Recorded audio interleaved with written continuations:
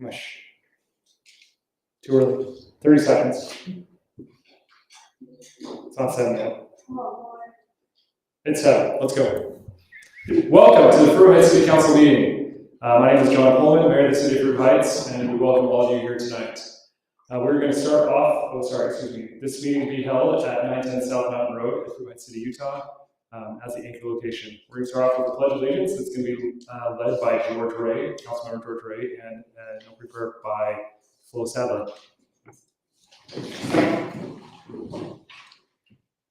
I pledge allegiance to the flag of the United States of America and to the republic for which it stands, one nation, under God, indivisible, with liberty and justice for all.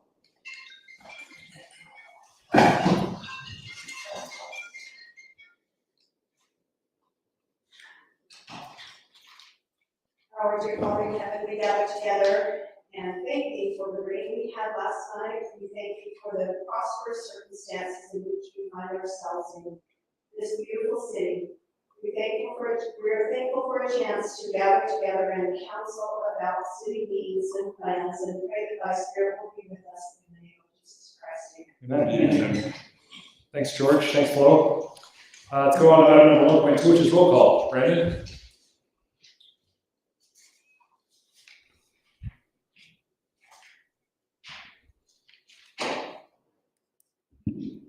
Councilmember Diane Anderson. She is not here.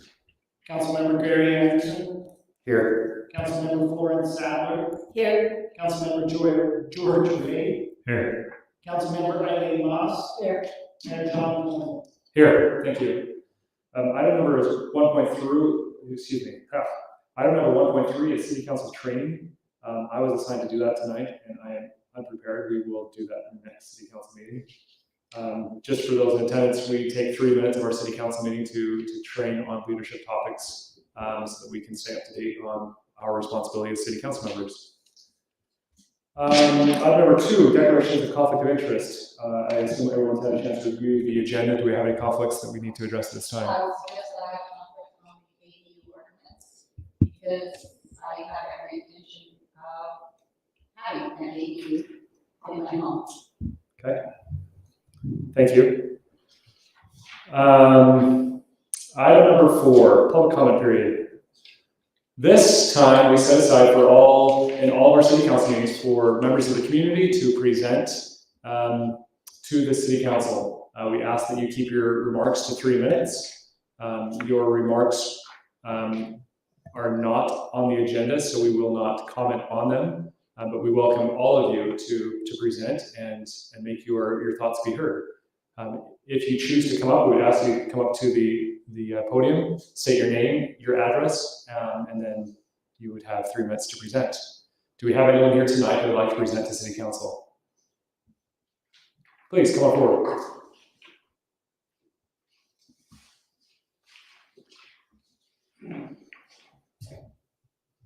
Hey, Brendan, I live at 1350 East Alpont Lane. This is a follow-up from the planning commission meeting that they had last week.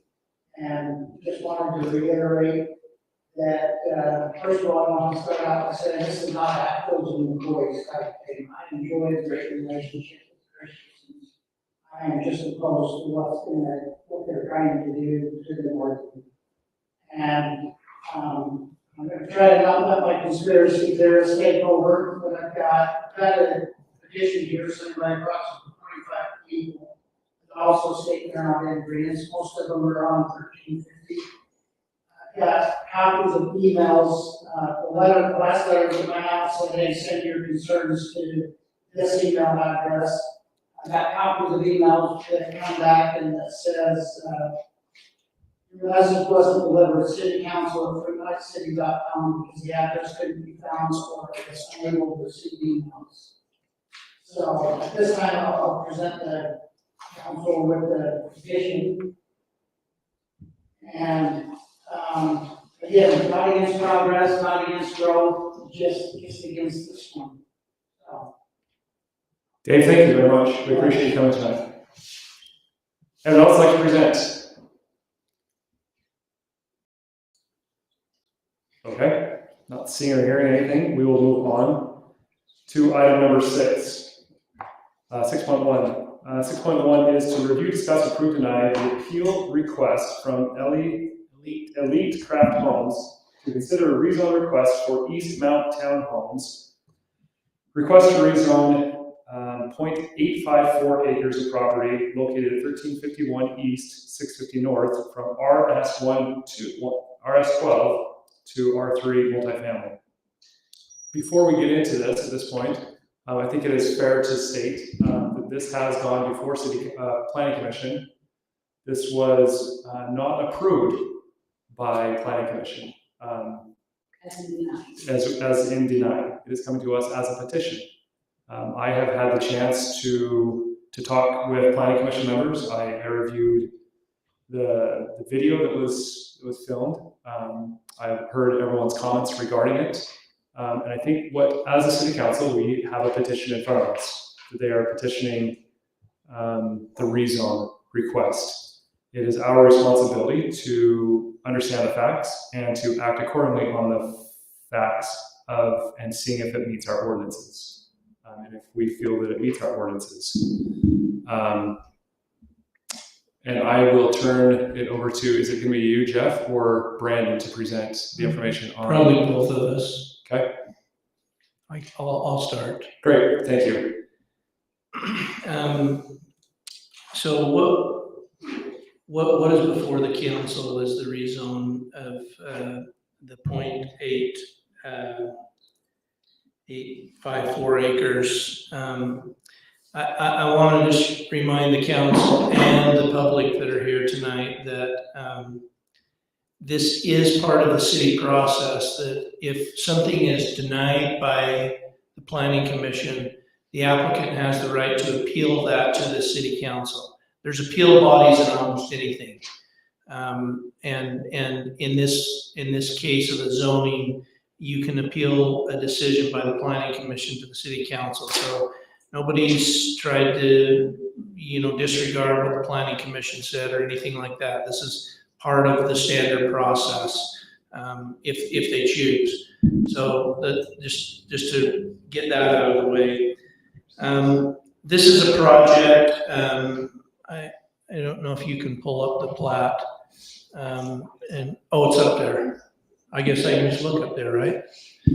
What is proposed is 8 units on 0.8 acres, rezoning this property from an RS12 to an R3. The R3 zoning allows up to 10 units per acre, which is what this shows. This is not the first iteration. We've met as staff with the developer on a few occasions and made some iterations to this plan and got it to a point that it meets city codes and ordinances. One thing that I want to point out that I think is a misnomer is that the staff doesn't work for the developer. We don't get paid by the developer. Our job is to simply take applications, land use applications, and generally see if we can help a particular landowner figure out a way to do what they want with their property that fits inside the city codes and ordinances. And that's what we've done here. Our job is to make sure that laws and ordinances are followed. It's the Planning Commission and the City Council's job to determine whether or not it's appropriate. So this does meet the city's ordinances in terms of layout and setback and road widths and parking. It fits on the property. Oh, shoot, this needs to be backed up like that. Oh, now back. I think you're just drawing on too long. Yeah. So there was quite a number of discussions with the Planning Commission. Diane's not here tonight to talk about those. She emailed everything out to city council members. Okay. It was very well documented. So you kind of got the commentary. Brandon, would you give him your mic?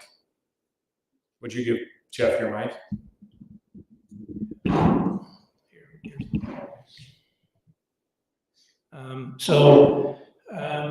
There was a lot of good discussion at the planning commission, and I know there's a number of, there we go, there's a number of neighbors that have concerns with this project.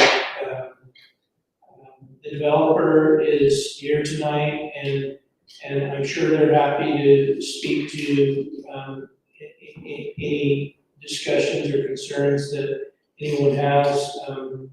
I'll remind the council that this is not a scheduled public hearing. The mayor has the right to allow public comment if he sees fit. I think staff's here to answer any of your questions, any of the public's questions, the specifics about the project. Remember that this is a rezone. This is not a final plat approval. So in terms of, I think they've done a pretty good job at showing what these units will look like and what the floor plan is. But there's a lot of stuff, of work still to be done before this comes anywhere near would be a final approval. And so this would have to come back as a plat, and it would have to be approved by the planning commission and the city council ultimately. But that doesn't go anywhere unless the property is rezoned. So if it's not rezoned, it just dies where it's at. They do have their 2 approved building lots that they can build on. So that's kind of where we're at. I'm happy to take any specific questions. Great. Before we go there, I'm actually going to do something off script a little bit. I would like to open this dialogue up a little bit more than what we normally do in city council meetings. Welcome, Diane. Would you make note that Diane Anderson joined at 7:12? Thank you. Welcome. I would like to hear, I see we have a few neighbors here, a few property owners nearby that property. Actually, before I say that, this kind of rubs me a little bit wrong. Since we're not invited to the meeting on August 2nd, So that was my neighbor that typed that up, and. I don't really like that. No, and that's why, That's okay. he got that based off the second letter that went out, that basically didn't have a statement to the public, well, we can. Yeah, The first one, yeah. every one of our meetings are open to the public, and Okay. we try really hard to, in situations like this, to engage the public because we are your representatives and we try to do all we can to represent you. And I would like to kind of understand from your perspectives, if this development,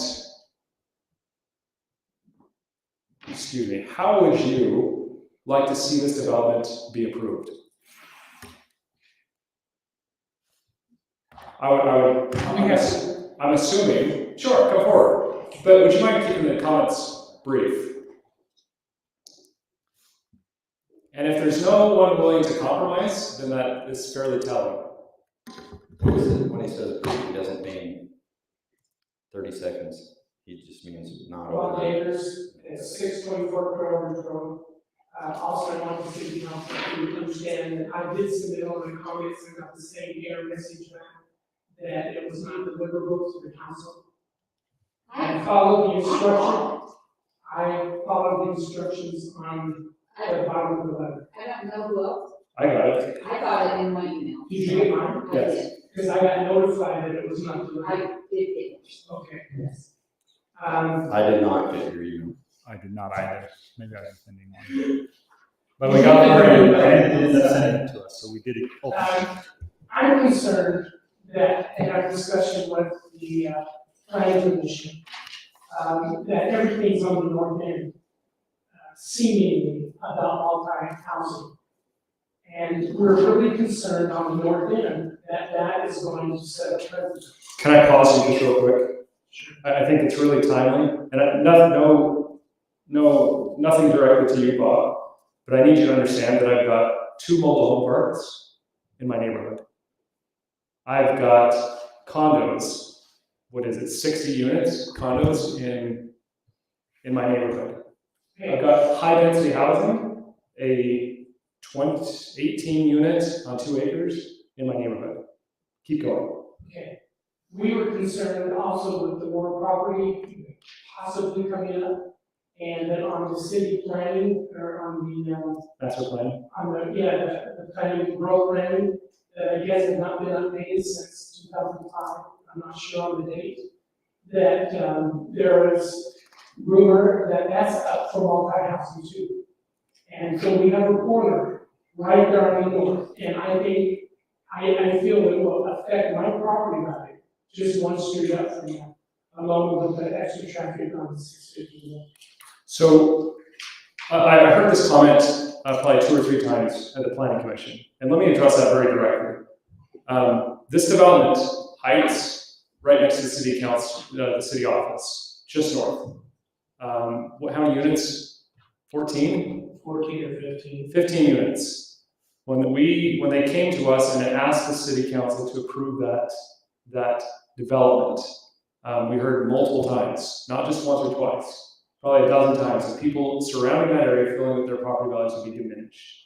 We also heard the comment of, we don't want this because it's going to add so much more traffic to our roads. This has been a field for 37 years and it needs to stay that way. And I would look directly at this development and say, I think that's actually a really good representation of the city.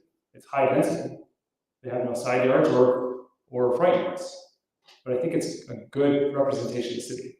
So, although I agree with what you're saying, that it is change and it's different, we have heard it with Orchard Farms down on the bottom of Nichols Road, which is high density. We hear it. I just want you to understand that there's multiple sides to every story. I'm concerned as a property owner in the north end, it's all up there for possible development into that. And these homes here, how many acres are here? These 14 homes? 5 acres, 4 acres. We've got 8 homes going on 0.8.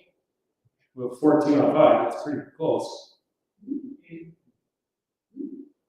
Excuse me, 3 per acre, correct. So I'm just concerned. Okay. So what would you accept? Single homes. 2 homes. Okay. Anyone else?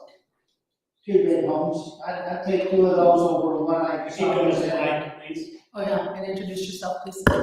Dan's already come up. We know Dan. He's a good guy. Yeah. Dave. I'd take 2 of those homes over what's been proposed any day of the week. Okay. Anything else?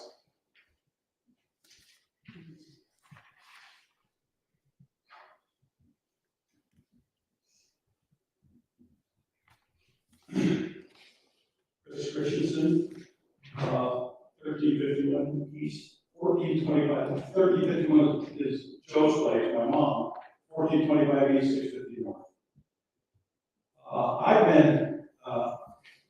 I had really mixed emotions here. This is where I grew up. This is my son here is going to tear down my mom and dad's house and build this on their place. And you know, I'm not terribly excited about that. But I am a great believer in personal property rights. And if my dad were here today, he would protect Joe's right to be able to do that. I know. I would add a couple other things. I remember, and some of this is what I've said in the commission, but I'm going to say it again here. I remember when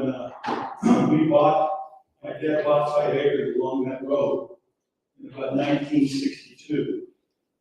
And the only people that were there were Merlin Ward, on the south end, and George Talbot, it's actually Kaysville now, on the north end, there was nobody closer. So little by little, I've seen those developments come, and I've heard my mom and dad early on talk about them changing everything, and how that would change things. First, when Dean Jeffs bought and started to develop it northwest of Quill Road, where many of these people are from. Later, it was when Merlin Ward sold his orchard there, he paid my dad to buy that from him. My dad was a cash only guy. My mom paid my dad. They didn't buy that. And I told him about that. And I placed there with a number of friends there as well. Then I watched my dad sell the bottom piece for the condos that are there now. And I remember exactly these same discussions going on, that it would impact the value of the homes. Frankly, I wish it would. I just got my tax notice for another $500 increase this year, and like $400 from last year. And so I could use a little impact, frankly. And I say that mostly in jest, because what we don't want, I think, is an eyesore in the community. But my sense is, from Joe and from particularly his wife, who's very artistic, these will be nicely done. They're not the type of thing I would move into. I need elbow room, and you know, I watch this kind of thing being built all over the valley anymore. And some of them are nicely done, and some of them are not as nicely done. I think that's a fair concern. One of the really good points. What I found over the years, in listening to my dad, and we've had these discussions over the years, is that's all developed around us. My best friends in life live in the same places that some of them here today. And we don't agree on this subject, but I expect they'll be my best friends when I walk out this door. And we just want to agree, and that's okay. And so that's what my point is that through the battle of all of this type of thing, I don't know if there's anything terribly new about the concerns about this. They've been around every time. I was on the city council when the Ivy Homes came in to build a piece that they're on the bottom of the box. And same exact discussions, traffic, home values, and I was really concerned as well. When I watched Ivy Homes come in and do what they said they would do, and it's really attractively done.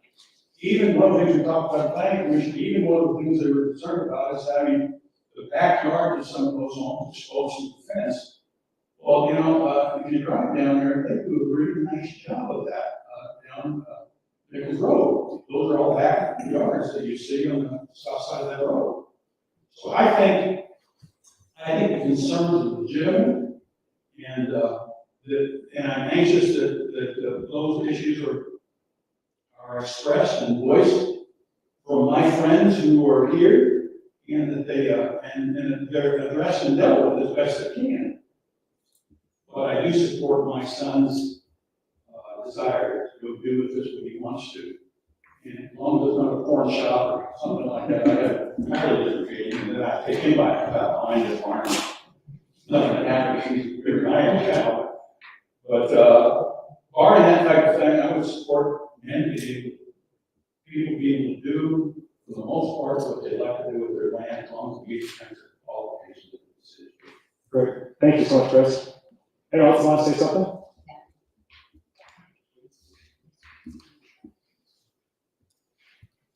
I'm in the staff, I'm in the 13. I'm a little befuddled because the letter that we received was pretty explicit that we would not be able to talk. You're not. And so, We're allowing you to. I know, and so. Aren't we nice? You're so nice, but at the same time, a lot of people decided not to come because of that reason. And so we were just gonna all sit here and go, you know, and so I thought, well, I'll just come and go. And so that is, I think it's kind of, I don't know, it seems like you said it's nice, but it seems deceiving to us. Because on my end, I'm saying the developer gets to voice their concerns, but on our end, we don't get to. So there was a public hearing in the planning commission meeting. Yes, And you had the chance. and we got to do all that. And- But now the developer gets to come and bring it to you, and they get to do all the stuff that we don't. And you allow that now, but none of us do that. You have an opportunity to do that right now. I know, but we Yeah. didn't know that. I came because I wanted to, but I understand that you've got a couple of minutes, so why don't you express your concerns about the development to the city council. I am, but my problem with the whole thing is the way that the routine is done. I think it's just not, it's not put forth in a way that seems presentable to the whole body of the people. So Linda, let me interrupt you. What would you like to see happen there? I would like to see, So just 2 homes. Okay, thank you. Anyone else?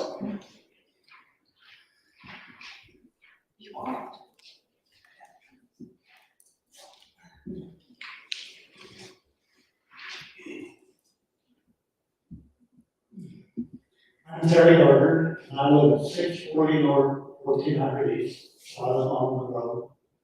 And we built our house there, my wife and I, over 40 years ago. We lived there for that long, and we have really enjoyed the rural R1 feeling of the area.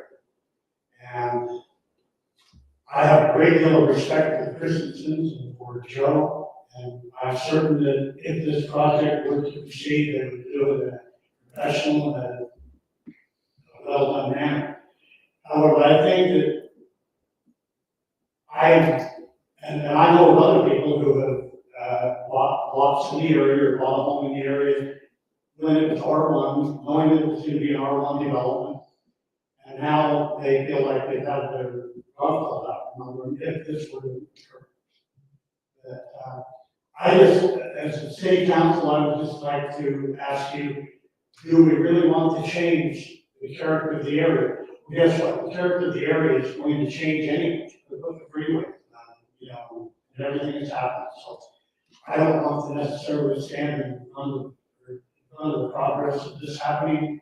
However, I do love and cherish the feeling of the area, and I believe that allowing this particular project to go through could set a precedent that could, just open the floodgates for other multifamily developments, and eventually the R1 rural area that I've loved for over 40 years, I would be just stuck in the middle of like West Alva City with apartments everywhere. So Terry, what would you propose?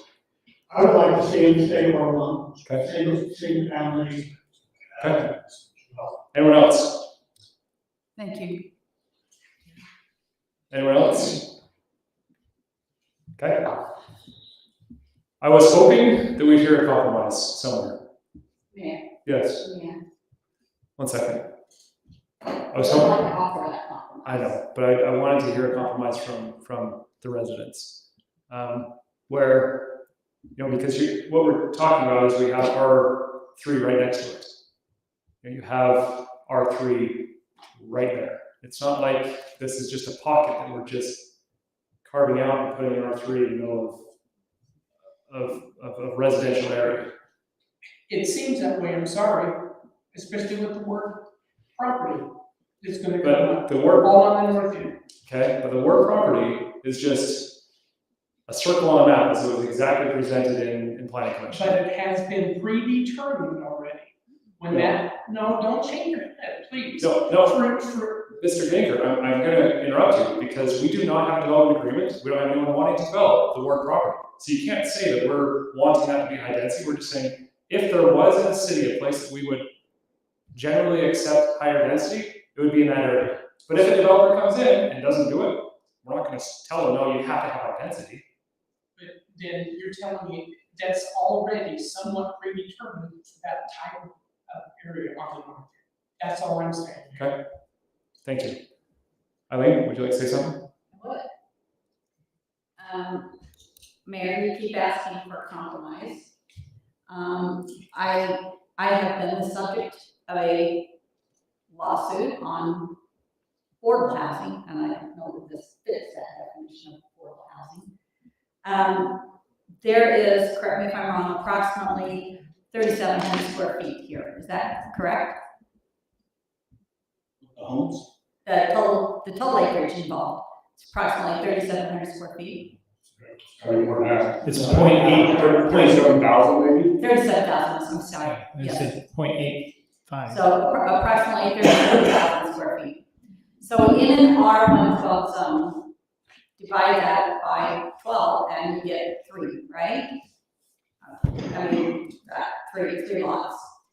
And then looking farther into what the state is requiring us to offer with our 12 zones and is an ADU ordinance that says basically every house in an R12 zone that can provide parking can have an ADU. I mean, there's a few little caveats, but that sums it up in a nutshell. And so, with that would be 6 units on this piece of property.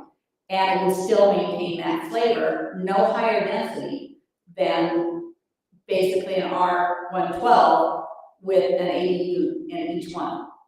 And so I'm told that we cannot approve a rezone, as I'm reading in here, we cannot approve a rezone without a development agreement that says,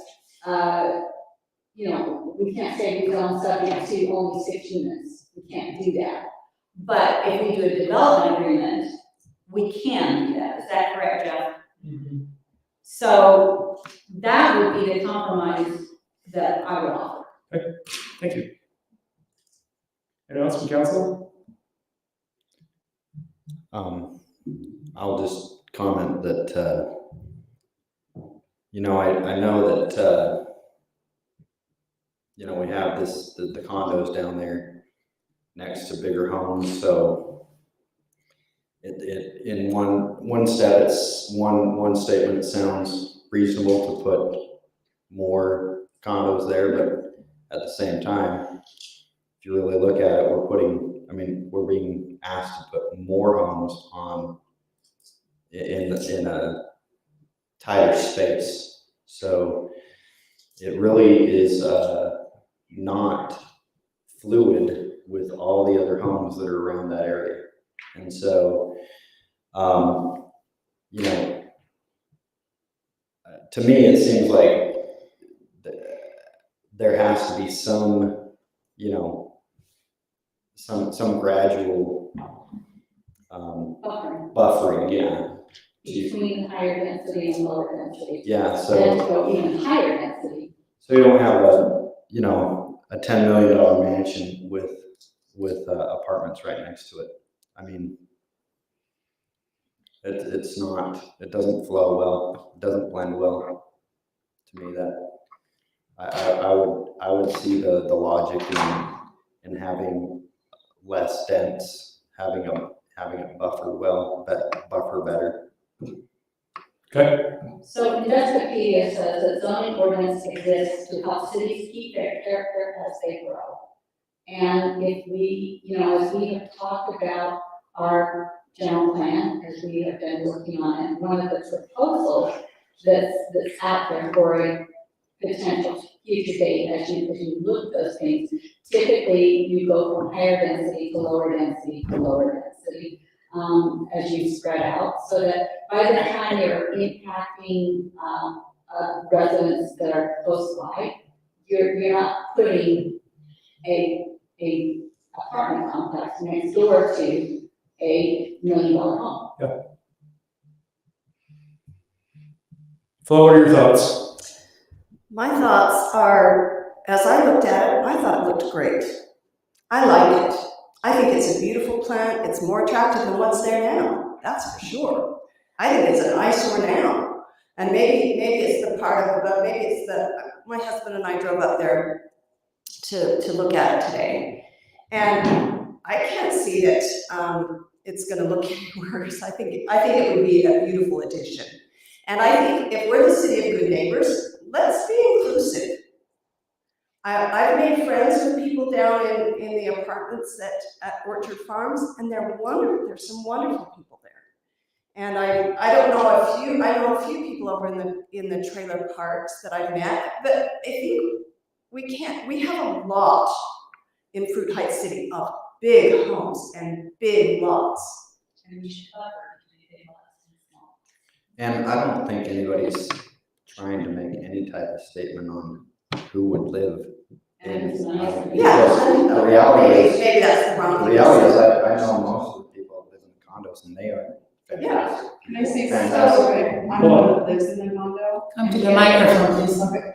I'm not for this project only because I don't want it to get busy around in our area like it's been said before. But I have noticed in our condos, it's amazing, like the neighbors, it brings us closer. And when I go to work and I talk to my friends about things we've done, they're like, oh, good communities, it's what I found. And I think these condos would probably do the same thing. Because a lot of my friends say, well, I don't even know my neighbors.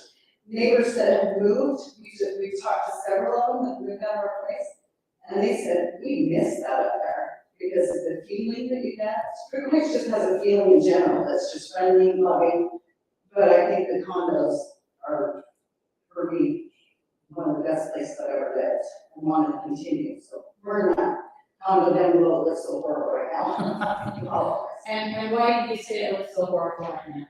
Because we're in the middle of a construction zone and we were told that we couldn't touch some of that area, so we're really out of control with the edging and. So you're feeling like as soon as the construction stops, you'll be able to. Absolutely, yeah.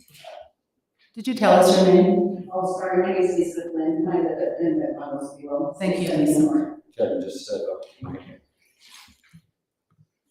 My name is Kevin Flynn, I live at 671 North, 1340 East, in the townhomes below. Is there any way we can bring that planning picture up again? Yes, there is. She's working on There's a lag. Go ahead, Kevin. Snowstorm. It's right there. Can you see it? Okay. That's exactly what I wanted to do. You know, I agree, I feel for the neighbors and the other families that there, I really understand. So understand Christensen by, you know, this is your property, you should be able to do what you want. I understand that as well. The only thing that concerns me here is this road. And how close is that going to be to the backside of my neighbor's roof? I have now a frontage road here, and I'm gonna have a road here. And this is their bedrooms. So, I mean, how are you gonna ensure the privacy? I guess I should be asking the developer. That's what made me. Well, Yeah. in all actuality, like, that's just a sketch, like that hasn't been engineered, that what they're using that for is to propose what an R3 would look like and how they would utilize the R3 zone. Okay, so the road. So that's it. Okay. And, Yeah, then we But can. once again, and I agree with my wife, it's the condos down below, it's a good community. You know, right now it's an eyesore for some, but you know, our hands are tied. They are. We're working on getting stuff down with DOT and Oak Hills. I will be talking to Grant myself, I'm the business agent for Local 295, and Grant is one of our contractors. So, but I mean, I do think that would be a good idea, it's just so close to the road. Great. Thanks, Kevin. Thank you. George? First of all, I'm glad to have this. Oh, sorry. I'm glad we had this. It gets so boring here in most meetings. Yeah, I know. About having the chance to visit with people. Thanks, George. So you're welcome. Final plat approval. And Brandon, correct me if I'm wrong, there was a comment in your email that did say that it was going to be zoned, the rezone approval and a final plat approval. No, it's not a final plat. Okay. In the notes transcription, the audio was really hard for me to hear. But in your transcription, you did write down final plat approval. And so I just want to clarify that that was not the case at all. That is not the case. What I think what we were referencing is the rezone would require a final plat approval. Okay. Not that you would be hearing the rezone request for final plat approval. Okay. And so the council and the planning commission will still have the plat to review. And And there's will be the that plat, public hearing for all of our neighbors to the hear only and public discuss that. hearing that's required, and again, public meetings are open to all the public. But the only public meeting that's required is a rezone. For final or for preliminary or final plat approval, a public hearing is not required under state law. Which is what happened on, The last one that we, so this is it. this is the option. Yeah. Well, last week was. Well, yes.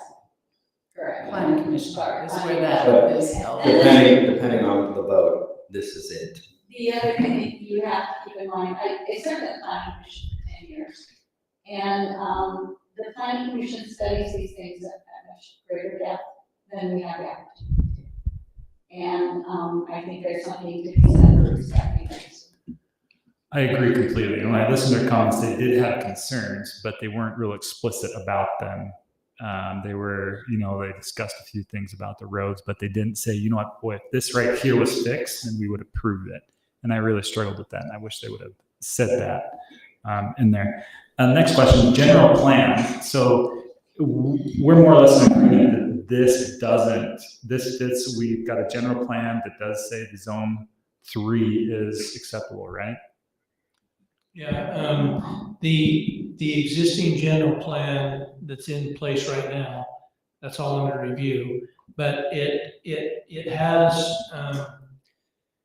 circles that are identified throughout the city, just stating that these are general locations where higher density could be considered in the future. That's kind of what the mayor was saying, is that doesn't mean that it's going to happen. It doesn't give anybody a leg up on anything. It's just saying that if something comes in that area, that is an area that at one time was identified to take a closer look at for that. So it does fit in the general plan. The site plan fits in the city's specs. However, with today's economic situation and housing situation, it steers you that way pretty hard. Anything else, George? No. Except the planning commission will review a final plat, that they will see that again. Because I'm not a huge fan of the way the layout is either at the moment, so I can see the concerns that neighbors have expressed. There will be a preliminary plat review and a final plat review. So there's several steps that would have to take place. That the planning commission could deal with, right? Because they expressed concerns and then they denied it. And so they would have the chance to address those concerns they have. Depending on what the council does, the planning commission will review whatever happens tonight. So it's hard to say. So the other thing that if we approve a request with no development agreement for this property as it stands right now to an R3, the potential is there that there could even be potentially 9 units because it's 10 units per acre or not. No, it's at the maximum it could be ever. Okay. There could not be more. Okay. Thank you. So for the slow guy, we can, if we approve a zone 3 tonight, the planning commission will see a plot map later that they could listen to people's comments and say, well, let's move the road, let's spread these 2 units into 2, put the road between the center and not against everybody's property. Yes. So there could be everything on that again. This is for all intents and purposes, this is a concept. This is just, hey, this could potentially be what it looks like, but we haven't even gotten that far. That's just what the developer has shown. Is there any other concept that shows the setback being greater than 15 feet from my property line? That's the minimum. Diane, do you have anything? 15 is the minimum. Okay, there's your answer, no. Right? You're right. That doesn't mean there won't be. That's true. No, it does actually. Well, what do you think? They sent in that, they sent in. Mayor, as a developer, I can address a lot of these concerns if you let me go through the project and kind of address what we're looking at, what this means. I'm assuming you're gonna give me an opportunity to speak.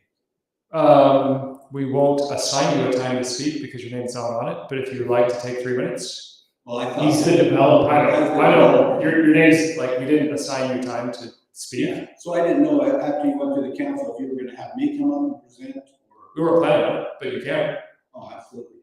So if you don't mind, I'll take a minute. Okay. That's okay. How about if we give you 3? Okay, hold on, three. It's true. So, my name is Jerry Preston. I live at 177 North Main Street, Farmington. I lived in Farmington for about 40 years. And so a lot of you, if you've known Davis County, Farmington has changed an awful lot in 40 years. I've been in the building business for 48. When I first got in the building business, our affordable housing for low-income starter homes was called the 235 FHA program. I don't know if many of you remember that. But that was basically anywhere from 900 to 1,100 square foot homes. If you were really rich and could afford a little more, you put a carport on it. Okay? That market is gone. That is not an option anymore today. Mainly because how many people raise kids that want to move into that type of home? They just don't. They want 2-car garages, they want all the amenities in the homes. Those except small lots, 235 homes were built on anywhere from a quarter acre to an acre of land. In today's world, that's impossible. It's impossible to do. I've been in the building business for 48 years, and I've never seen anything change so much as it has the real estate, probably this has this past year. I mean, it's incredible what has happened as far as the cost of housing. 3 years ago, we started a project in West Point called Creative Homestead. Our starter, we moved to West Point because we're down on 4500 West because we could acquire property lower. We were looking for a be able to build a product that people could afford. And our starter homes in that home, in that subdivision 3 years ago was starting at 350,000. Today we're in phase 4. Starter homes in that thing, you can't buy one in there for less than 650,000.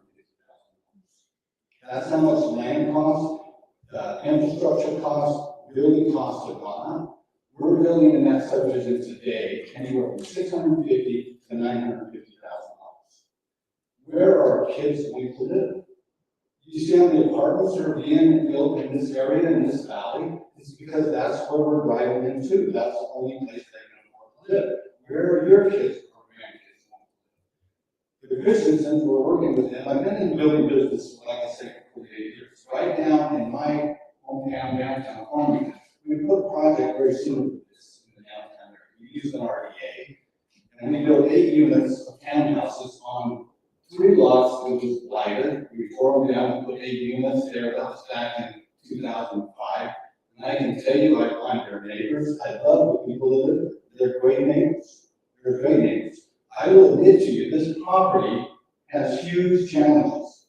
The problem is that what we're dealing with today is what do? We have the egg or the chicken first. That's the reason why, first of all, I apologize with the city council without having his commission approval. But his council member Ray said, we never got any real direction from the planning commission where they want us to do or how we can solve their concerns. They wanted to create a development agreement prior to doing the rezone. We just don't do that. We can't invest that kind of money unless we know that we're going to be able to have the opportunity to have the rezone. This is going to take all of, and I appreciate that people are here because every one of you are concerned about. We have to deal with the issues of retaining walls in the back. These units over here, they might end up having to have daylight basins on to try and max the neighbor behind with some retaining walls still. This will definitely have to have a retaining wall. There's a lot of work that has to be done, but that will be done and gone over by the planning commission when we have the ability to design homes to fit. These might have to, maybe we don't get 8, maybe it goes down to 7, maybe they have to be smaller units. Right now, these are currently at about 3,000 square feet, kind of basements. I think the project, depending on the units below, average anywhere from about 900 square feet on the main floor to about 1,600 on the main floor. Okay, so that accurate? Just, it goes from 2,200 square feet to 36 overall. Depending on what place, or single ours, these are designed to be two stories. But there's major amounts of work that we're gonna have to invest in engineering, studies, designs to make work. We are not gonna build a product that's not a good product. It just isn't gonna happen. So if we get into it and decide it can't happen, we can't get 8 units, will you come back with 8 units will work, but we won't get the property. But at least at that point, as we start investing money into the studies and designs of this, we know how the zoning is gonna work. Today, we can go through all of that effort, and at the end of it, you deny us the rezone, we can't do it. So we need to be able to know that we can design and prepare, to bring you a project that works. If it doesn't work, we'll walk away from it, because we're not gonna build something that we can't build, or it isn't gonna work on the project. Jerry, question for you. How would you compromise? Would you be willing to go down to 6 units? I think that depends on the units. Again, this comes back to the economics. Mhm. Right now, if I was to take Joe Christian and say, look, let's build a home on her lot, okay? Right next to above the townhouses, I can tell you what the value of the property is there, the heights, we're probably $1.3, $1.5 million on it, okay? And to be honest with you, in that area, do I think I can sell that and market it? I don't think so. I'd be better off putting it in a new subdivision above the rock lot, building it there than down at the north end, because it's gonna be more marketable there than it is where you'd like to see single family homes. It's just, this is gonna work there. But then again, are we really accomplishing, the Christensen's goal here is to build some affordable housing, which in today's world, what's affordable? Just each one need 500,000, but that's affordable in today's market. It's more affordable than what we have today in house. So let me ask that question one last time. What would you compromise down to? I would compromise with the zoning that says that you're gonna give us the opportunity to meet with the neighbors, design something that works. If it doesn't work, we'll bring them the units down. But we're gonna build something that works. If it doesn't work, it doesn't fit on there, or smaller units or what, then we'll do that. I don't know how to compromise. Can we enter into an agreement that says 6 units in a rezone, or do we do that on the development side? So what we would do is we would deny this request tonight, but we would do it with a verbal approval, with a development agreement of, let's say, 6 units. And that would give you the assurance that we will approve, even if planning commission denies it, we as the city council will approve a rezone of 6 units with the development agreement, but it would be denied tonight. So the only problem with that, first of all, I have to give to Christians. Right. It comes down to economics again.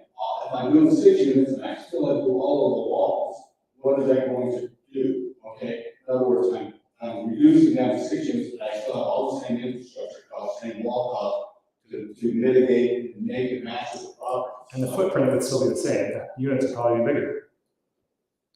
But I don't want it. Or potentially, a little larger setback, a little more space, a little walls. Very possible, and that might be what we're driven to. I don't know that what you're asking me, Mayor, is wrong. To. Yeah, and I'm not asking you to commit. I'm not making you commit. I just answer your question. Are we willing to compromise to make something that works for everyone along that area, that we're not impacting them in a negative way? Yes. Okay. Thank you very much, Chair. Really appreciate your time.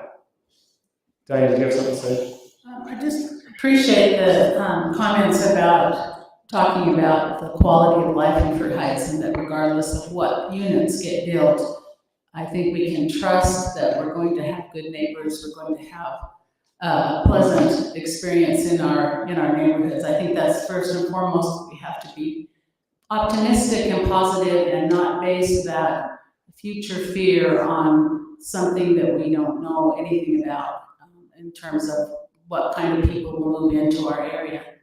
Secondly, I would want to ask city manager, is there a way for you to show us a city map and show us the places where we do have high density in Fruit Heights? Because that has come up both in planning commission and tonight, that there's the fear that we're targeting one specific area of the city, which is not a truth. But I mean for the people that are attending, if you can. Because that came up in planning commission, it didn't, I don't think it sunk through, because I live next to high density that is just in the process of being put in. And so we're not targeting one specific area. Brandon Green. That microphone stinks. What'd you do to it, Jerry? Brandon Green, 910 South Mountain Road. Oh, my goodness. We have, the area down here, which is the Orchard Farms. How many units are down there in Orchard Farms? Who knows? They're Flo's neighbors, right? 80. There's more than that, there's 80 condos, and then there's 24 townhomes and 60 single family. Okay. Something like that. And their homeowners association is highly It's an effective. R3 zone.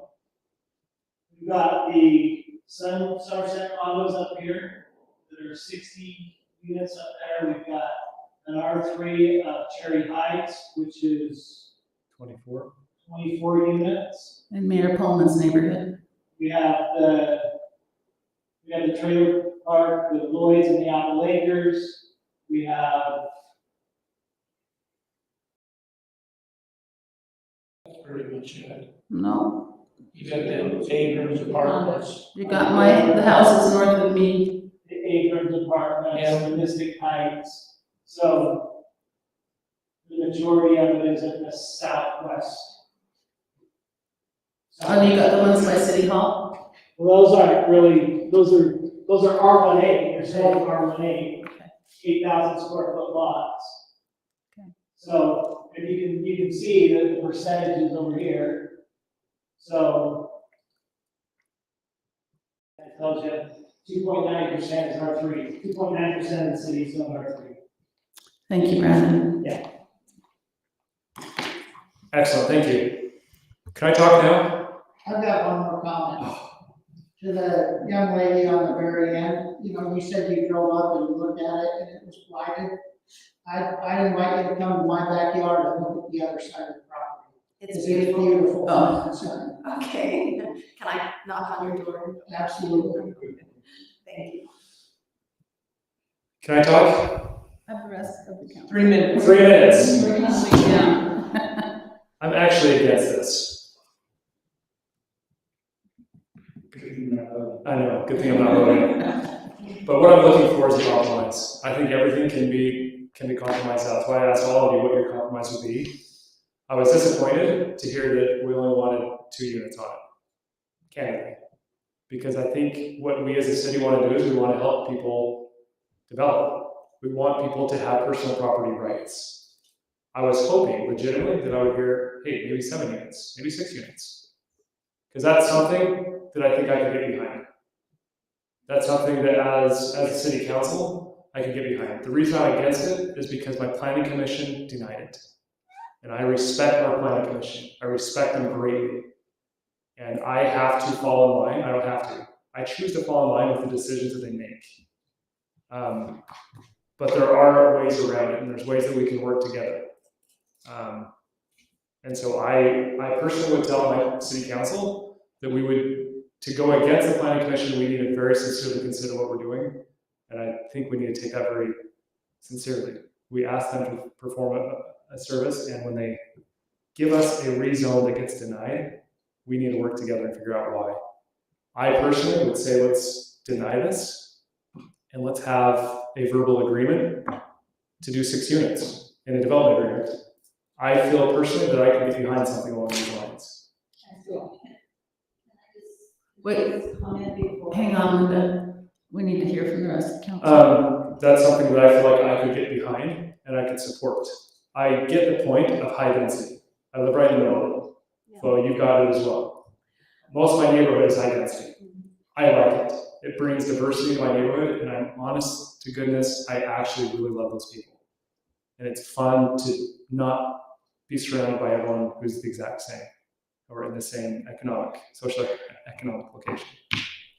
Okay, when I read the transcript of that meeting that was sent to us, which was helpful, I didn't listen to the whole thing, but I read that transcript, and it looked to me like the planning commission's concern was, if we make it, what is it, R3, that the landowner can do what he wants as far as, well, up to 9, right? Up to 8. And so that was their only issue, is that then they lost control. And they, I think. Would you speak to the mic? Look at some Did mine? compromise. Eileen, would you speak to the mic? So my impression from them is that they also were trying to find compromise, they just couldn't figure out a way to get there. Okay, So, Mayor, I would like to make a motion, let's see what happens, that we deny this request from Lee Craft Homes to consider a rezone request, with the thought that I personally am very willing to compromise and treat this as an area of more buffering between one zone and another, which I think is the purpose of zoning. And I do think it backs up the plan commission, they just didn't know how to get there.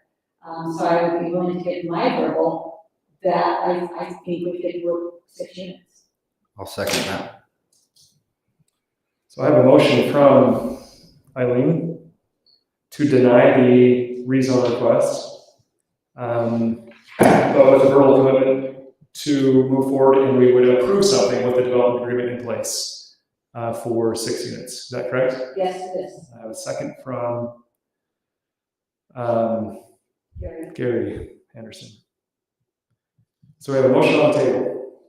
Any further discussions about this motion on the table? Yes. The condition is to build a buffer for that area, but there's only 3 lots between that and the wilderness park. I don't know what we're buffering for. I can see a buffer if we're going to head north or south, but there's no need for buffer going east because it's just the wilderness park. So in my mind, I don't see why we wouldn't R3 that whole thing to the wilderness park. And those concerns that have been voiced by the citizens that we're just going to move this through for that zone. But that's not on us to decide. Again, we in our city plan as the legislators, we're to write the plan. And the plan says that we can put, not we, developers, the citizens can put high density development out there. It also says that we have the right to turn that down. Absolutely. But I just wanted to voice my opposition to that buffer, that the buffer doesn't feel like it's buffering much to the. The wilderness park is a ways away, plus we're talking about the area immediately to the north of this, which is all a single family neighborhood. Correct, but what's that buffering from? That would just be, I'm with you that. It's from Brendan's side yard to a window that's 15 feet away. You know, And so would you, in that, make a requirement there's a 20-foot setback? That's not an ordinance. I'm not going to make any requirements other than say I'm willing to work at 6 units. That's what my motion. You just don't like the word buffer? I think that Delete the word buffer on the so that George can join the team here. It was just the motion for the option of creating that buffer seems like it's not. I feel like 6 units, they are able to make potentially their streets wider to accommodate better parking, which is more conducive to what we see in our whole city. I can get behind the need for more parking there. And so I feel like, and I guess it's feel, but I don't know, I think as a city council, we are charged with being the keepers of the gate as far as zoning goes. We are the keepers of the gate, and we have that right. And are we willing to turn around and say, hey, every single family zone in the city, if there is unused property next to you, expect that maximum development. And I don't think that's what we want to do. And I don't think that's what's in the plan. The plan is we have these little dots that say, hey, we're going to consider high density in these areas. And this is one And of that those. this was zoned, I don't think anybody that built up there like the neighbors or anybody else, not that they built there, they didn't, but anybody else that has bought in that neighborhood, there was a house there, there was a single family house there. And I think that's what they thought would be there. Absolutely valid. And how Because- how the council can we make sure that plan, the city plan, is more transparent out there so that when people move to Fruit Heights, they can say, this is what our long-term plan is, because we're spending a lot of money on it right now. That's what we're doing right now. I That's what don't we're in the think, process of. I don't think that the property that Christensen's, that home, back when that plan was done, in fact, I know because I was involved in city government that long ago. Thank you for your service. Yeah. There was no discussion that you would possibly tear down a home. There was no thought that that would be anybody's realm that you would tear down a house. Because how could that be profitable? And here we And, are. and so it wasn't even something that was considered by anybody. Not the neighbors building across the street, not the neighbors building behind, not anybody. Not anybody buying in that neighborhood after it was originally built. And so can amend your motion and move that we deny it with a conversation for development agreement, but leave out the 6 units. Because like the developer said, maybe 8 units, they can make work, shrinking the sizes, looking at the difference. I don't want to hold them to 6 units if it's not going to be viable for them. But I like the idea of compromise and getting together to discuss it. So one of the things you have to remember is what's viable and what's not. It's not necessarily our problem. So what somebody pays for property is not what we look at when we're looking at what is in the best interest of the community. And I would stand from there and saying that I feel like to a certain extent we're pushing our planning commission in suggesting that we will go 6 units because the discussion in planning commission was more like 4 units. And, but I felt comfortable with 6 based on the total square footage that's there. And, So again, And I agree with that comfortableness. It's just we don't have a law that holds us to that. And I feel bad that we don't have that, that we've said, oh, this would be okay. And then somebody comes up and says, this is what I want, it fits. And we say, nope, sorry, we don't like it. And granted, is it appropriate? Somebody had used that earlier. Is it appropriate? That is our right to make that decision. Flo, did you have something? so it really boils down to the rights of the neighbors of the city versus the rights of the property owner. Well, And maybe- Not really that, though, it's the desires of the residents That's versus the whole reason. rights. we have a city council. and the community as a whole, zoning affects the whole community. It is something that you have to look at and say, how does this flow in the whole community? It's not just the neighbors that are sitting right there on it. It's how is this affecting our community? And what do we expect in the future in our community? Where it's gonna go? I think the motion is just too confusing for me. What would you want the motion to say? I would want to say, do we allow, I would move that we, either yes or no on the rezone. I mean, is there a different zone? No. In between? No. Should there be? We're just trying to say that You're trying to make a new zone by making it only 6, where the zone you have in place now says 8. So we will comply with that zone and work with your city planners and manager to do that. We've designed it such to allow that. So that's all they've asked us to do. we're trying to say that with 8, some of us don't feel comfortable. And, but we would be open-minded enough to be flexible on that.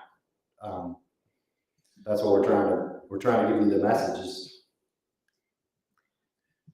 Okay. I'm gonna ask my question one last time. Do we have any compromise here? By show of hands, would you guys accept 6 units on that plan? Can we even do that? Can I just? No, that's why I'm talking off screen. Can we even do that, city staff? We don't have a, With the planning commission, we wouldn't do all of this, and the planning commission, we agreed with that, none of us did this, is because all of us in the audience, when the planning commission was up there, they said, we cannot, you either have to deny, or you cannot. Linda, have this. Linda, So we it's just like- recommend to you Linda, the motion on the table is to deny it. But the motion on the table is also to have them put together a development agreement, because we don't have a development agreement. We don't have anything that represents what development would look like. We don't have anything. So we're saying we would deny it now with the verbal commitment that, hey, if they came back with 6 units, we would approve that. So with all due respect, when we went through the planning commission, your gentleman that got up and presented, he was pretty damn sure what the place was gonna look like. I mean, he had elevations. Right. So. That's, he had to have that. Well, we don't really know what it's gonna look like. Go ahead, Brandon. Go ahead. You can do one of 4 things, and one of those 4 things is in that staff report that was sent to you. Right. You can deny. Yep. You can accept. You can accept the rezone with some conditions, or you can table it and make a decision later. Those are your 4 things. Okay, so Brandon, I was looking at that memo from the attorney, and that's where I'm trying to figure it out. Because, well, okay.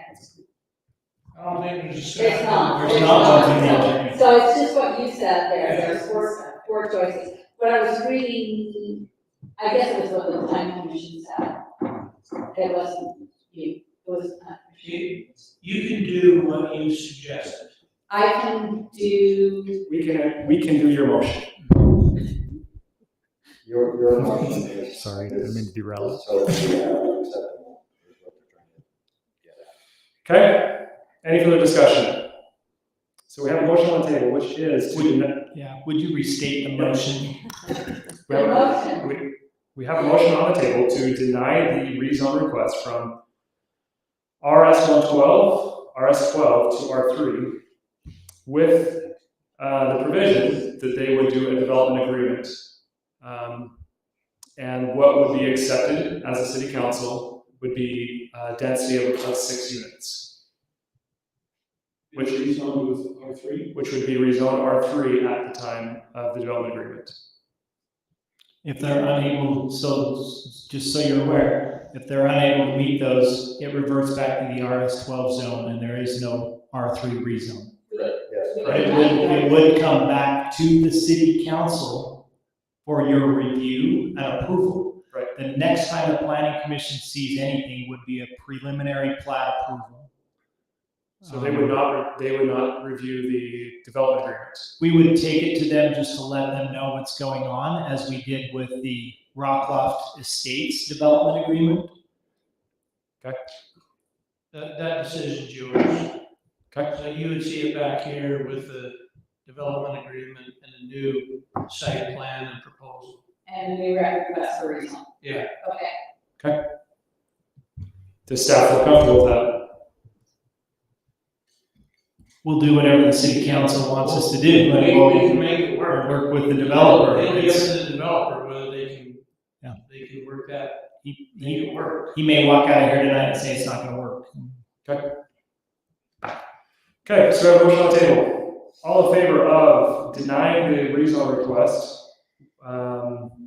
but with a verbal commitment to approve an R3 rezone after development agreement is presented to city council. All in favor? With 6 units. With 6 units. Or less. With 6 units. All in favor of this motion, say aye. Aye. Any opposed? I abstain. I'm opposed. Opposed. Okay. The motion carries with 3 ayes.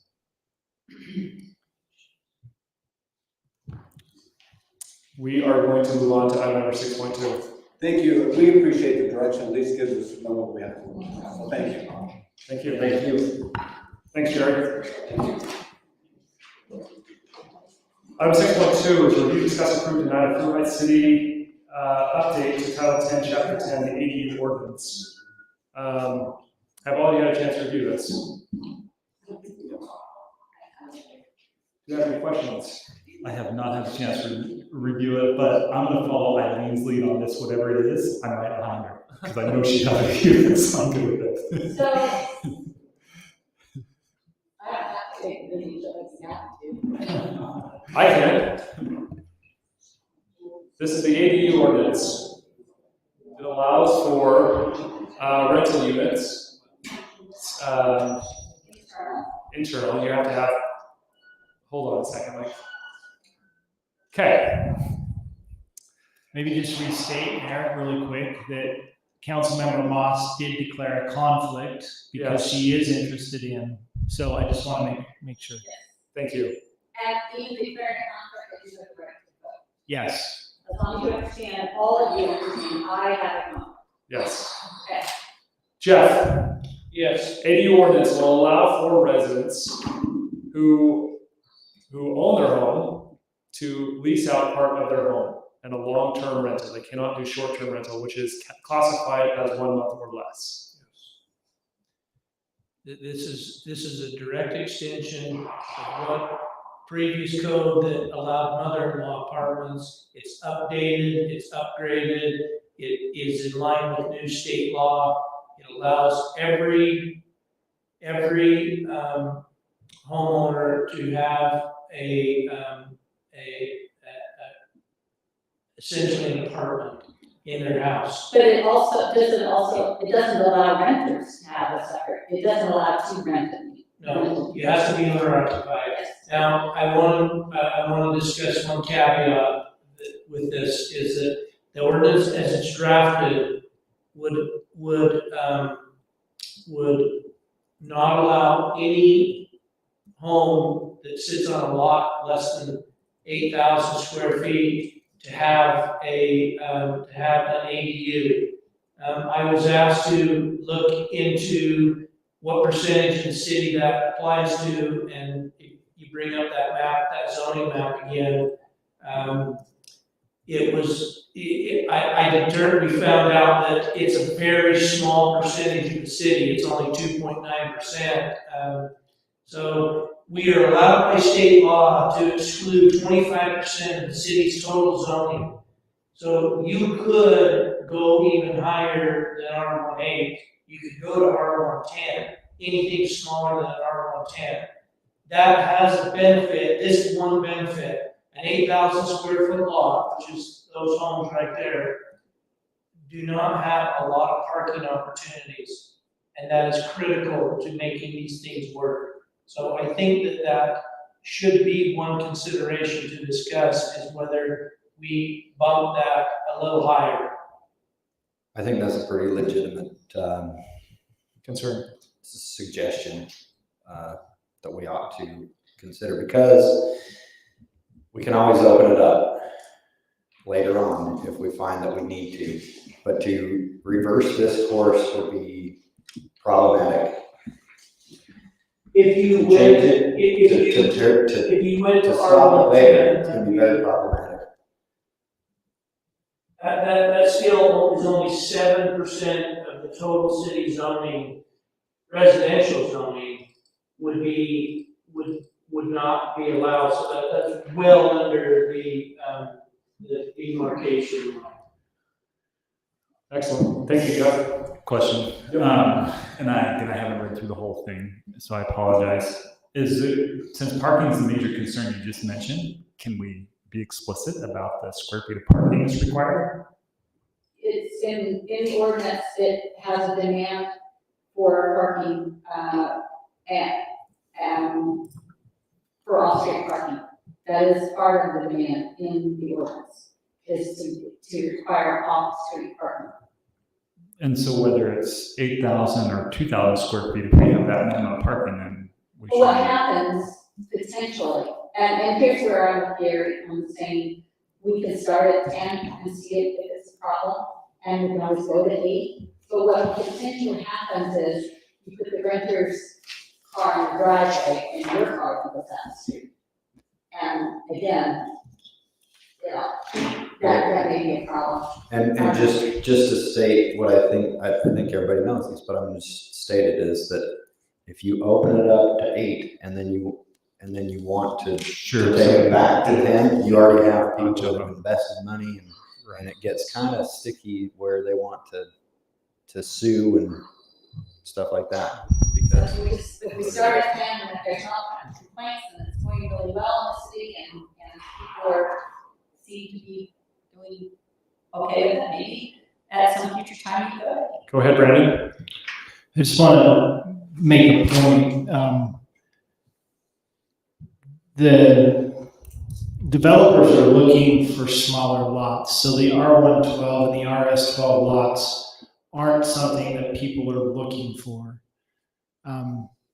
And I have issued some building permits in the R110 zone with the intent of providing a mother-in-law apartment in it. So we already have several homes within our city that have approvals for a mother-in-law apartment that reside. Matter of fact, I would say more of them are in the R110 zone than are in the RS12 zone.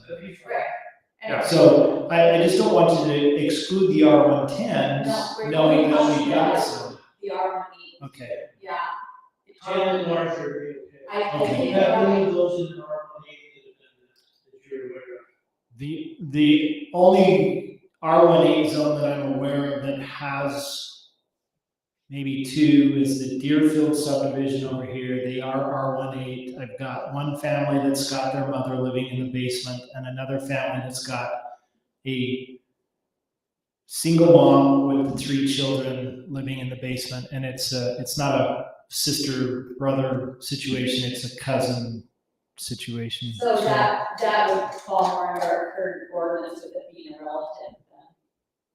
Well, they've called it a mother-in-law apartment. They've come to the city and gone through that process to create a mother-in-law apartment in an R18. I have a question in addition to that. It's requiring, the ordinance requires bedroom, bathroom, kitchen. Some people's definition of a kitchen is very loose. And I'm wondering if we need to define what a kitchen is just a little bit more. Kitchens, so bedrooms, bathrooms, and kitchens are defined in the International Building Code or the International Residential Code. And Does those, that say that as defined? as defined by the building code, Well, it just says an IAD shall provide a kitchen, at least one bedroom, and a bathroom with a toilet, sink, and tub shower. Doesn't have to be both. It doesn't have to be a tub, right? It can be a shower. it can be a tub and or shower. Have more shower. Okay, that are separate from those provided within the primary dwelling unit, so no, it does not define it. We should have a statement that says, as defined in the International Residential Building Code. Yeah. Because it does specifically define what those things mean. Okay, so can that happen right now? Yes. Before we adopt this? We can adopt it with the provisions. Okay. Yeah. Great. I would look for a motion and I would entertain. Yes, go ahead, Flo. Thank you. I'm having trouble with the short-term rental completeness. I need to describe that, just tell you what the planning commission did. This original draft of this ordinance included a bunch of language about short-term rentals. And going round and round about the planning commission, they ultimately recommended that the city pursue a path presently that does not allow short-term rentals at all. So I need to make that very clear, as that was their recommendation, that's the way this is drafted. You would not be able to have a short-term rental in the city. But, that being said, that means that you can still, everybody can have an ADU, as long as they meet these requirements. They just can't have a short-term rental, that's less than 30 days rental. Which is what solved, the whole intention of the legislation. It Solve affordable. This is the direction a lot of cities go.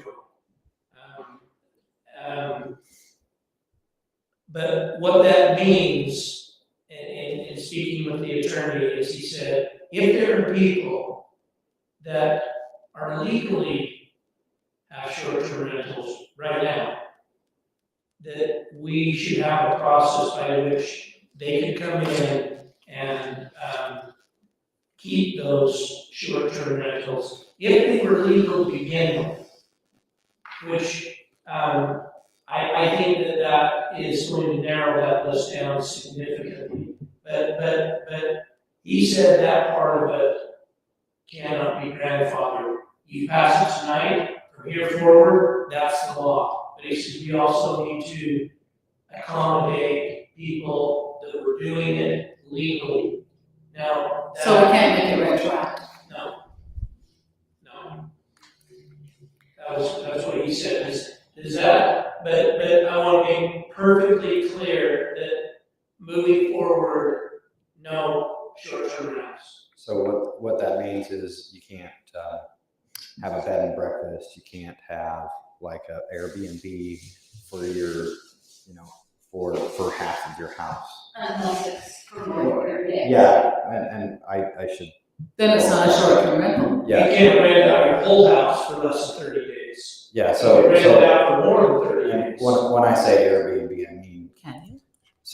you can't just have like somebody come in for a week, then another person come in for another week, then another person, it has to be a consistent, more of a consistent renter is what it's kind of pushing the bill for. Okay. Does it still say Airbnb in this ordinance? Short-term rentals. Just- Airbnb is a business name. Short-term rentals. Yeah, it was just a catchphrase to get the concept across, but Well, it's not really. because some of the short-term rental websites also allow for long-term. What is backfired on the state of Utah?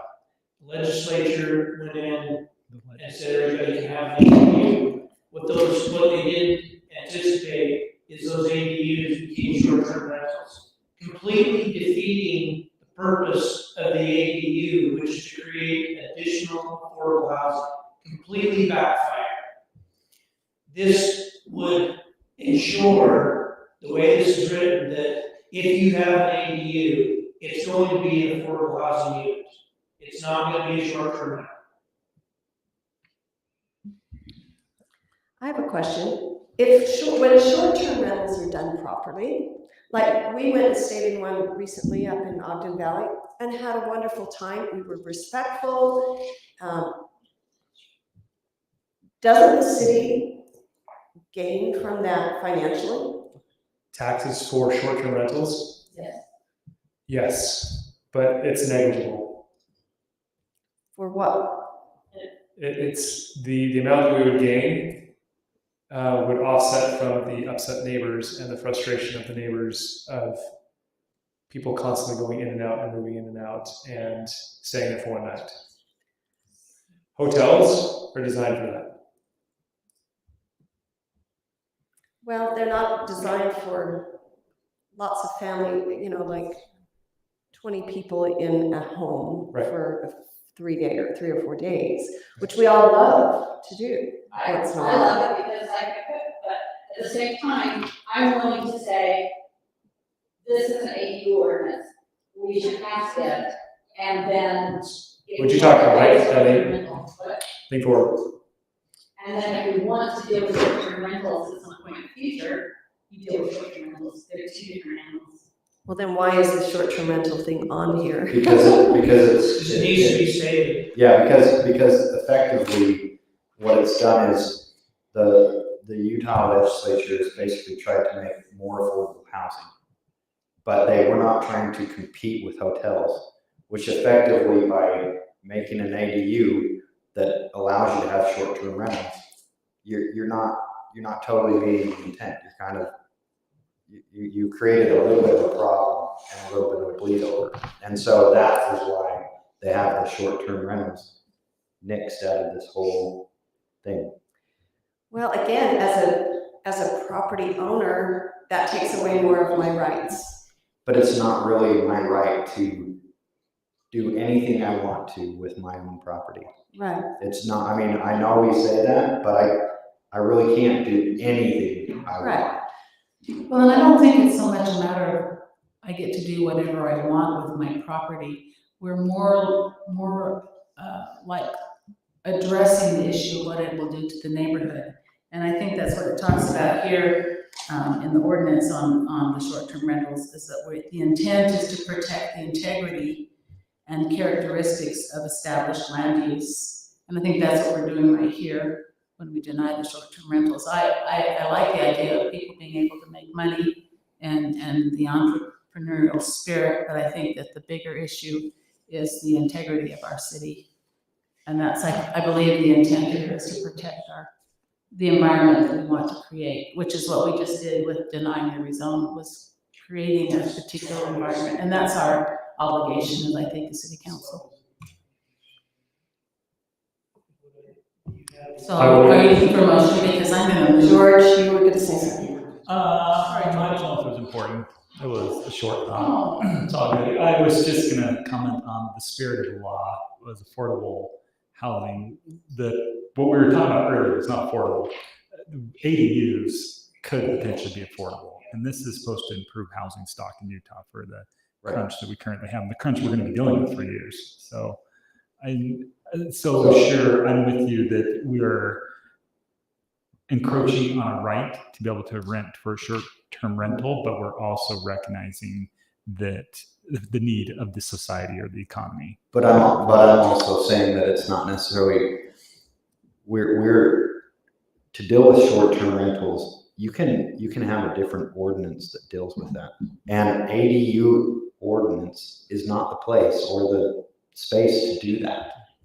Let's just keep it on the list though, especially when we hear from the legislature. So we can approve this, but it's just saying it doesn't allow you to do short-term rentals. That doesn't allow us in another ordinance to address that if we want to. And this also kind of, Jeff, correct me if I'm wrong, this effectively says short-term rentals are illegal. Isn't that what we were trying to say as well? The what? Short-term rentals are illegal in our city. That what was no ordinance before allowed for legal behavior. Now it will be illegal to have a short-term rental in your house. Yeah, I guess that's a good point that you bring up. Is there a way to do Say short? one is 2022 something. Is there a way to do short-term rentals, like if you have a permit, and if there's problems with it, then you lose the right to do that, but if it goes well, you can. If we write an ordinance that addresses STRs, then we could put that in an ordinance, but right now, there's no way, there's nothing in the ordinance for an STR. Know this, that this is a moving target, and the legislature is sure to address additional items concerning these things. I'll bet by the end of the next legislative period, we are talking about modifications.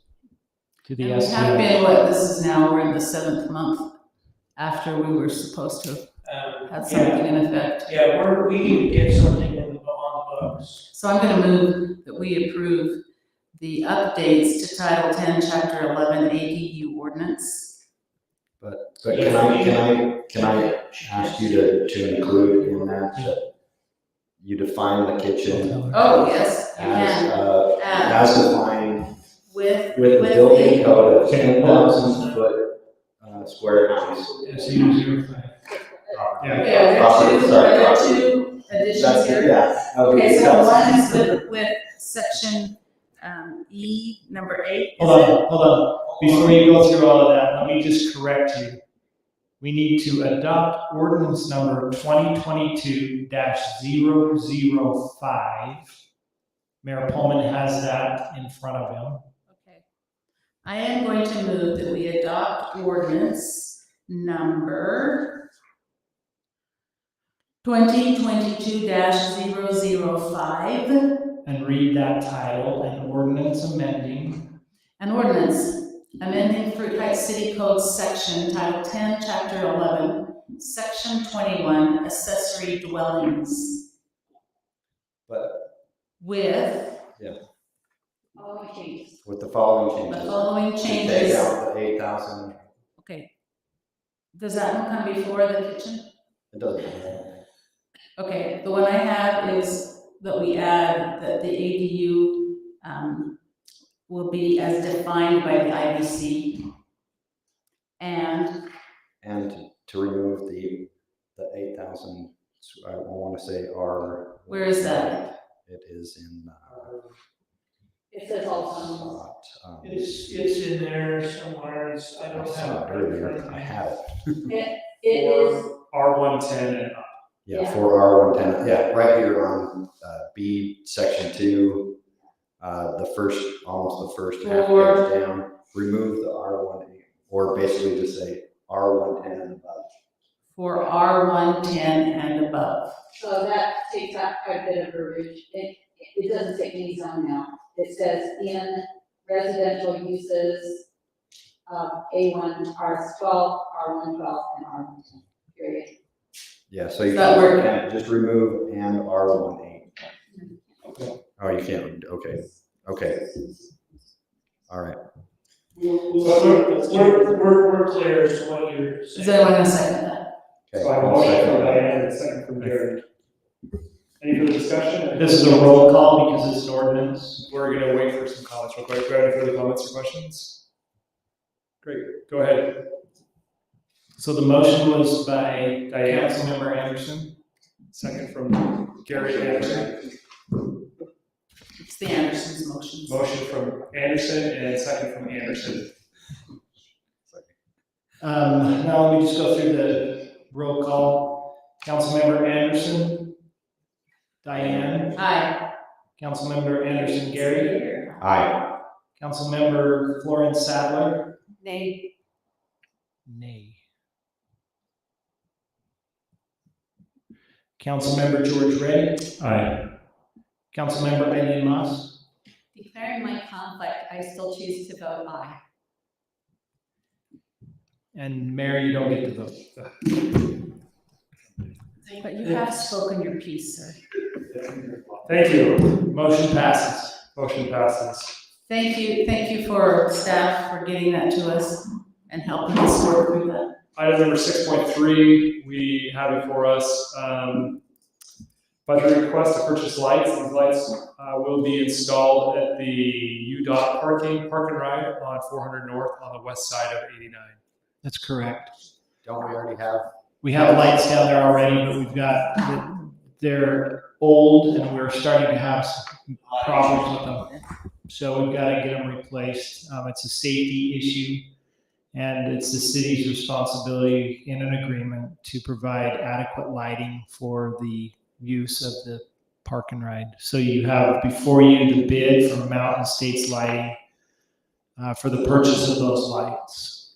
Are those lights, the They're just like these lights out here in our parking little lot. dark sky ones? No? They're the dark sky, they're more the neighborhood lights. Oh, Okay. That you see in the neighborhoods like over back nine and stuff like that, those ones. There's so many in there. But they are the dark sky, they're LED, They're LED, so they're lower energy than. lower energy. Do they, those are our standard now. do they have, there were, just in the past, when we've been talking about lights, it seemed like there was some type of thing in there that made it so it's not like super glaring into like neighbors. Dark sky. Dark sky, yeah. Yeah, dark sky, Okay. and along with the neighborhood ones, you can direct them so they're just pointing over the parking lot instead of everywhere. So, Wow. I know. Where do we have the budget? Just, This was budgeted for in the current budget year. Okay. Under streetlights. We will be coming to you again in the future to purchase some more streetlights for replacement of some in neighborhoods. So, but that won't be until probably next year. I noticed the vendor wasn't on the state contract list. Do we have 3 bids for this? So we have a couple contractors that build them in the state of Utah, and those are the contractors. Say that one more time. So we have on our standards, we have a couple contractors that build these lights and use those, and so we just got bids from both of those. And those are on the state contract.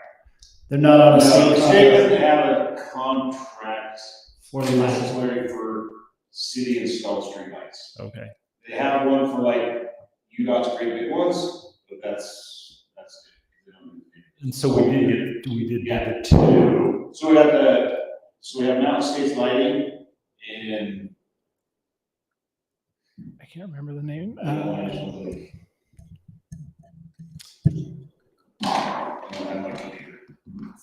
Yes, we have the ones on our standards that we tell developers they have to go to. We have both prices for those. So you have those prices, we give you those. So a lot of times, just a suggestion here is just if you can include both bids, just it's helpful for us to just we see that your thought process. That was, they just told me to provide us with the bid that was the lowest. I didn't think you wanted to see it, but we can get it to you, so. I think that's on everything, you get more than this. It helps sell it for us. It helps sell it for me, I should say. I shouldn't speak for anybody else. For me, it helps sell it. It's like, oh, okay, they're not just buddies with this guy. And I can, in all honesty, go, if anybody accuses you of that, I can full on vouch with every That's fine. bit of my energy to Yeah, that's a say, good no, call. Thanks. there was more than one bid. We're not worried about it. Yeah, we understand. Thank you. Do I have a motion? Motion to approve the budget request to purchase city streetlights. I'll second that. I have a motion from Eileen and a second from Diane. Any further discussion? All in favor of approving the budget request to purchase city lights at the amount of $35,000 and some change. All in favor say aye. Aye. Any opposed? That motion carries. Check register. Brandon did get that to me, I went through it, it's kind of, we pay the same people month after month. One thing that they noted on here was we did pay for some street scan, and I'm hoping that Brandon's gonna give us a little update on where we are on that during his time reporting to us. Great. Thanks, Paula. Thank you, Paula. Good to see you. Thank you. Item number 9.4, City Council, just informational items. City Council, we have a meeting on August 16th, which will be our truth and taxation hearing. By state statute, we can only have that on our agenda, so that will be our only item on the agenda. Planning Commission will meet August 23rd. Moving on to City Council reports. I don't have anything to report, and we'll go down the line. George. YCC is awesome, by the way. They are awesome. We're tentatively planning to do the swearing in on the first meeting of September. Are we meeting the day after Labor Day, the 6th of September? Yes, I think that is, don't we? Yes. If we have a quorum, we will meet. If there's not a quorum, then I need to know now so that we can post it.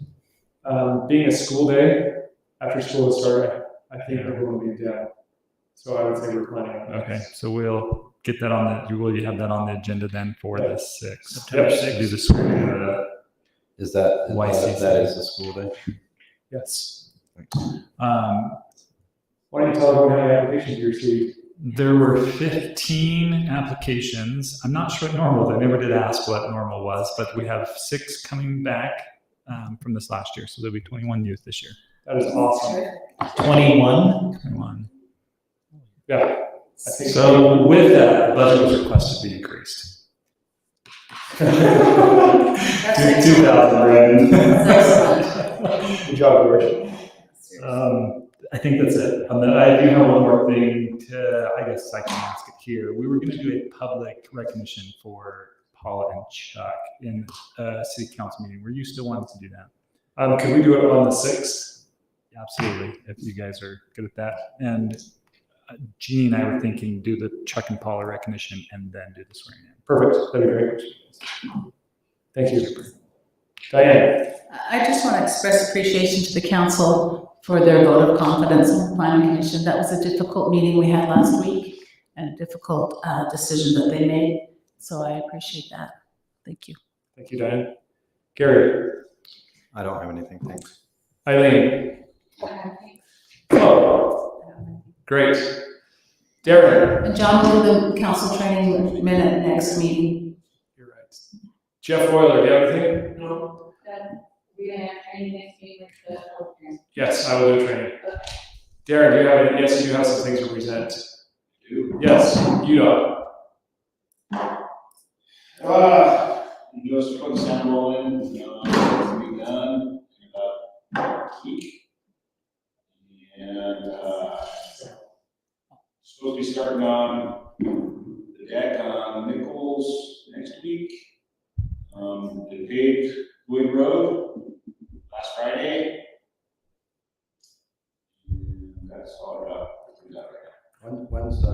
When's the bridge at Nichols scheduled? So what he said, the deck is scheduled for next week. They're supposed to start putting the deck in, right now, next week, when they're finishing up one up on Emerald, and moving down, so, he said it should be the first of next week that they would start the deck there, so. They're hoping to have the deck poured, it said by the end of September. Got it. They're hoping to ship traffic in 2 weeks, but we'll see. So take the traffic out the front road that's there, move it down, all traffic will be on 89, and then the front road won't open until they get the deck poured and everything tied in. Is that the case with Green Road access? What's that? Is that the same case with Green Road access? Is the Green road access, what do you mean? Frontage road. Yeah, it's the side, after they've got everything done in that, then they'll, so it'll probably be closer to the end of the year. Brandon, do you have a report? I've got two things to report. September 10th is the National Day of Service. I have received, and I'm excited that we have people that want to come provide service in Fruit Heights. I've received requests from 3 stakes in our area that are interested in doing some service within our city. I'm currently working with the Fruit Heights stake and the Kaysville East stake. Met with them yesterday, started looking at projects in the Gailey Trail at Nichols Park, and I think we've got some pretty good projects identified. I also will be meeting with the Kaysville South stake and working with them on a project, more than likely here around the city building. And those projects will allow for up to 200 people in each area to do work. Last year we had 400 people at the Gailey Trail at Nichols Park. And there was about 6 hours that people worked that whole time. I'm scaling that back just a little bit because I know people's Saturdays are important. So we're gonna just open it up from 7 to noon, and then we're gonna shut it down so that people can do what they need to do around their own homes and not make them feel like they need to stay. So I just wanted to make you aware of that. Working on that. And tomorrow we have a staff meeting. So I'll be talking to my public works staff about some things. And then I'll probably be hung from these rafters. Do you need anything from the city council? Do you need us to do anything on that day? I may need some help from the council, and my help that I may be needing is to oversee and kind of manage some of these projects, because as a staff, it's overwhelming and it might be difficult. So I may be making some assignments, and you may be working with some members of the community in just overseeing projects. I'd like to help. We've reached out to the Mountain Road Church, and they're interested in participating with us in service. I also talked to the Fruit Heights stake about the nativity. That is again in process, but they haven't gotten very far with that. So I'll keep you up to date on what their thoughts are there, but it sounds like that will happen again this year. Eileen, Councilmember Moss brought up the street scam. Just so you know, remind you what that is. The city contracted with and is paying for a service that helps us identify and provide life expectancy on our roads. That has all been complete. So what we're doing now is putting that into maps and prioritizing our streets. So the budget that we approved last year to expend the funds, those have been spent. Councilmember Moss, in the July budget year, you will see the payment for just the subscription for the year. And that's the last, you'll just see that every year now. So the 37 will be just every year. Yeah. Well, I don't know if it's 37. I don't know exactly what the amount is, but. That's about what it was. Okay. So you'll see that coming in. We're very pleased with the information that we've been able to get from that. Not only does it show us roads, but it shows us stop signs and valves and a lot more than we thought. They even did the sidewalk and identified areas in the city that need repairs to curb gutter and sidewalks. So we're very pleased with how that worked and turned out. As the council, do you have any questions for me on anything? I got one. When you're done with the map, is that something that you'd be willing to share with us? It'll be active, yeah, it'll be interactive. You will be able to get on and look at it. Be nice to just see it. Yeah. I have a neighbor. You do? Yeah, I have got a bunch. And you know who the worst neighbor is?